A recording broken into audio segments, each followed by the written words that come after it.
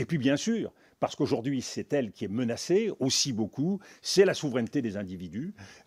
Dans la philosophie contemporaine, elle occupe une place importante et il faut savoir la défendre en évitant que ces individus, par la technologie, par l'idéologie, ne soient réduits à des souris blanches à qui on met une électrode à la queue et qui, au coup d'impulsion, lèvent la main dans un sens ou dans un autre. Donc, vous voyez bien que la défense de la démocratie, aujourd'hui, passe par des souverainetés assumées.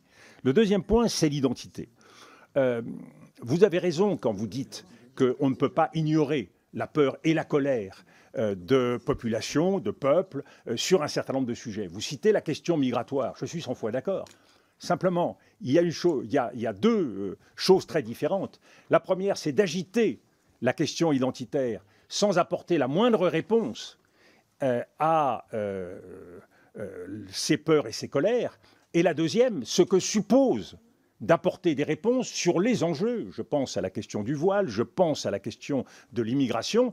Et nous voyons bien que ceux qui agitent le plus fortement ces questions identitaires ne veulent surtout pas apporter des réponses à travers les politiques publiques, c'est-à-dire n'intègrent jamais d'autres réponses que la sortie de l'état de droit. C'est-à-dire, on change la loi quand on ne peut pas changer la loi, on change la Constitution quand on ne peut pas changer la Constitution, on change la hiérarchie des normes, c'est-à-dire la surenchère. À partir de là, il n'y a pour le citoyen et pour la démocratie plus aucun contrôle sur les mesures qui sont proposées.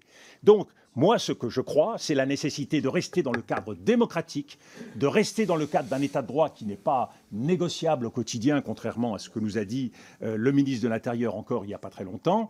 Et donc, je crois que ce cadre doit être respecté.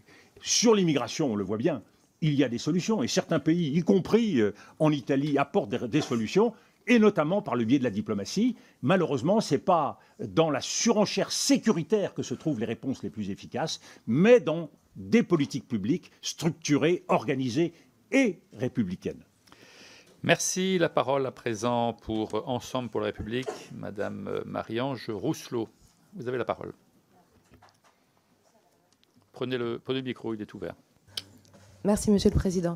Monsieur le Premier ministre, nous assistons aujourd'hui à une remise en cause alarmante du respect du droit international. La guerre d'agression menée par la Russie en Ukraine, l'attitude de plus en plus coercitive de la Chine vis-à-vis de ses voisins ou encore les récentes menaces des États-Unis à l'encontre du Canada et du Groenland, pourtant alliés et souverains, témoignent d'un basculement vers une logique de rapport de force où la loi du plus fort supplante celle du droit.